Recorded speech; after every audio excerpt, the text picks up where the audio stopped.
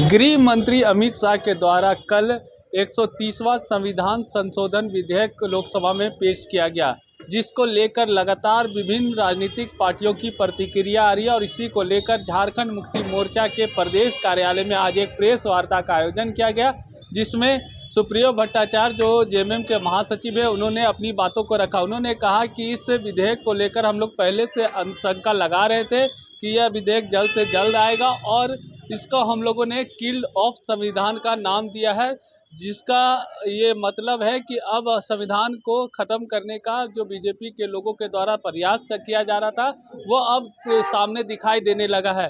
मौके पर क्या कुछ कहा, आइए आपको सुनाते हैं। 130वां संविधान संशोधन विधेयक पेश हुआ।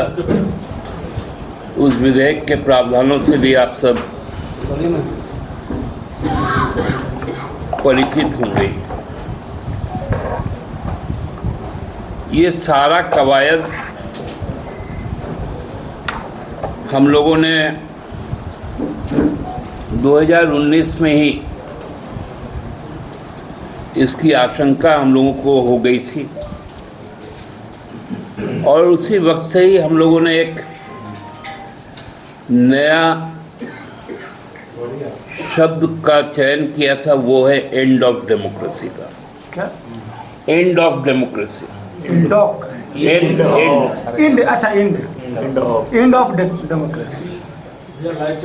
ये पहले तो इसके लिए इन्फोर्समेंट डायरेक्टरेट को लगाया गया, सीबीआई को लगाया गया, डीआरआई को लगाया गया।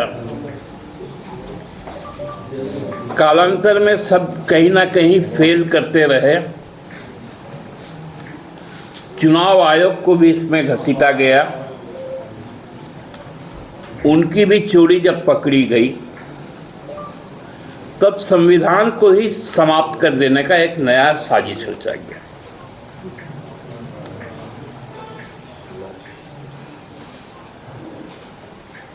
देश को अब लोकतंत्र से हटाकर राजतंत्र के पराकाष्ठा पे ले जाने की तैयारी कर दी गई। मतलब राजा को अब जो भी चीज पसंद नहीं होगा, वो चीजें उस देश में नहीं होंगी। और ये इसलिए आनंद फानन में आया कि जो एसआईआर का जब खुलासा हुआ और बिहार में जिस प्रकार का गुस्सा आया, उससे केंद्र की सरकार विचलित हो गई और उसको लगने लगा जो 400 पार जिस चुनाव गणित से वो जाना चाह रहे थे, उस पर लोगों ने रोक लगाकर 240 किया। ये भी 240 में 100 चोरी का ही सीट है, केवल 140 ही भाजपा का सीट है। तो उसको कायम रख के सत्ता में रहने के लिए इस बिल को इंट्रोड्यूस किया गया कि कहीं बिहार के नतीजे के बाद जो सरकार का जो नानी है, मतलब नायडू और नीतीश, सरकार का नानी रूठे नहीं।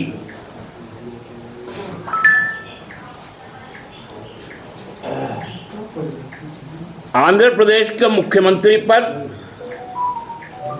के माथे को निशाने पर ले लिया गया।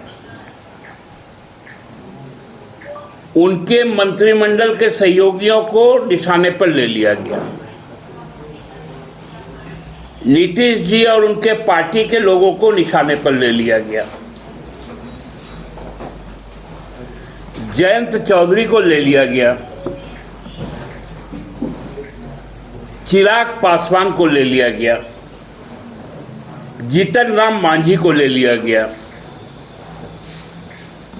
अजित पवार को ले लिया गया।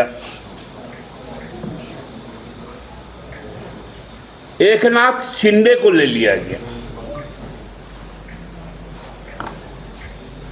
कि तुम्हारी सारी राजनीति 30 दिनों के अंदर हम समाप्त कर देंगे। में दे दिया गया। लोकसभा में सरकार ने माना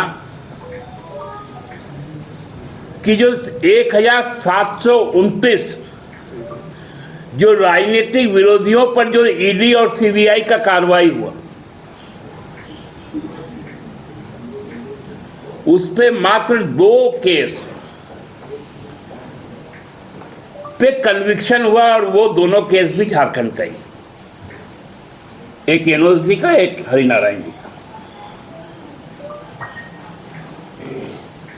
बाकी डीएमके से लेकर, आम आदमी से लेकर, हम लोग जेएमएम से लेकर, सपा, राजद, कांग्रेस, एनसीपी, शिवसेना,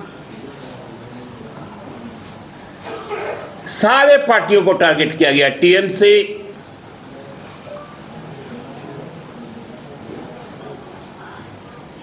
तो अब ये एकमात्र रास्ता रह गया था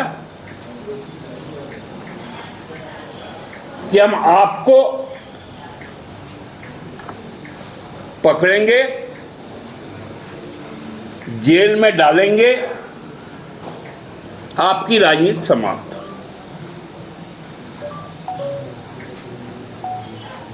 ये मंशा है इस बिल का।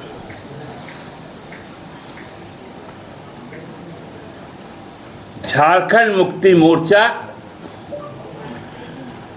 ऐसे अलोकतांत्रिक और संविधान पर प्रहार करने वाले किसी भी प्रयास को बर्दाश्त नहीं करेगा।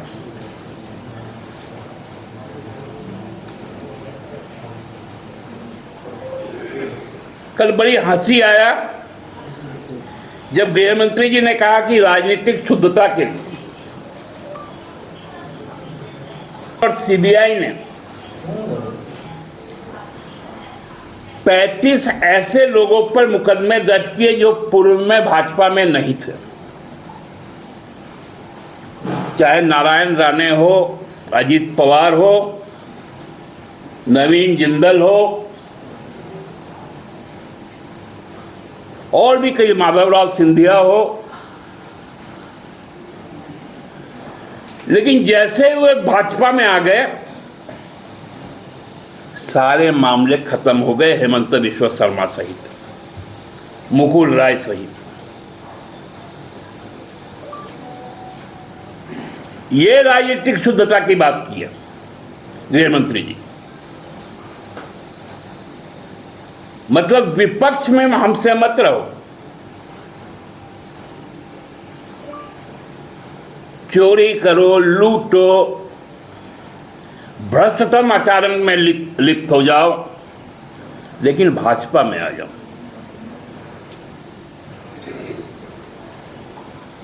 ये घबराहट है भाजपा का।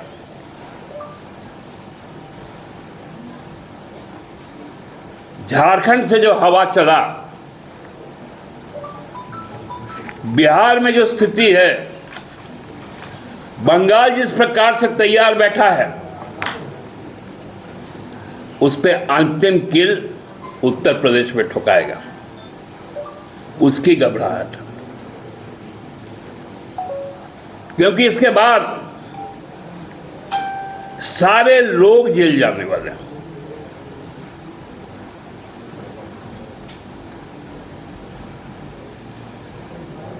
इस बिल के इंट्रोडक्शन के विरुद्ध में कल राज्य भर में केंद्र सरकार का पुतला फूंका जाएगा झामुमो के द्वारा। नहीं है, अनैतिक चीजों की करने की एक नैतिक तैयारी है। अच्छा, अनैतिक को करने की नैतिक तैयारी। अच्छा, दूसरा मेरा सवाल है कि आपने कहा है और जिस एनओस का आप नाम रहे उस पर भी कांग्रेस की ही सरकार ने, तो क्या मतलब वो लोग भी हथियार के तौर पर इस्तेमाल किए थे उस समय? जी नहीं, इसलिए तो कन्विक्शन रेट हुआ। नहीं, एक मिनट दादा, आप कह रहे हैं कि जी नहीं, यानी गुरुजी के खिलाफ किया था तो सही किया था वो? देखिए, जांच करना, हम इस पे कभी नहीं गए हैं कि जांच आप किसी पे मत कीजिए। किसी पे कोई संदेह है तो आप जांच कीजिए। नहीं, तो यह तो वही बात है कि कांग्रेस ने सही की है, कांग्रेस ने सही इस्तेमाल तो किया। आप सुनील जी, कांग्रेस के जो यूपीए शासन में 2004 से 14 उठाकर देख लीजिए, देश के सशक्तिकरण के लिए कई बिल आए, चाहे आरटीआई आया, राइट टू एजुकेशन आया, फूड सिक्योरिटी एक्ट आया, न्यूनतम जो मनरेगा का जो 100 दिन का काम आया। लेकिन 14 के बाद से देख लीजिए, आरटीआई समाप्त हो गया, यूएपीए आए, सीएए आए, ईडी का दुरुपयोग बढ़ा दिए, इलेक्ट्रल बॉन्ड लेके आए, कॉर्पोरेट टैक्स में छूट दिए, डिमोनेटाइजेशन किए, प्राइवेटाइजेशन किए। आपने लोकतंत्र को मजबूत करने के लिए यूपीए सरकार के 10 साल ले लीजिए और एनडीए शासन के 10 साल को ले लीजिए। आपने किसान विरोधी बिल लाया, भूमि अधिग्रहण विरोधी बिल लाया, फॉरेस्ट राइट छीन लिए।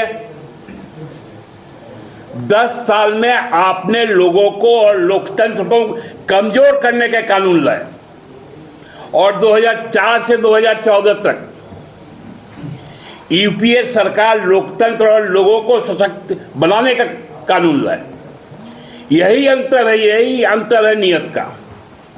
दादा मेरा 2 सवाल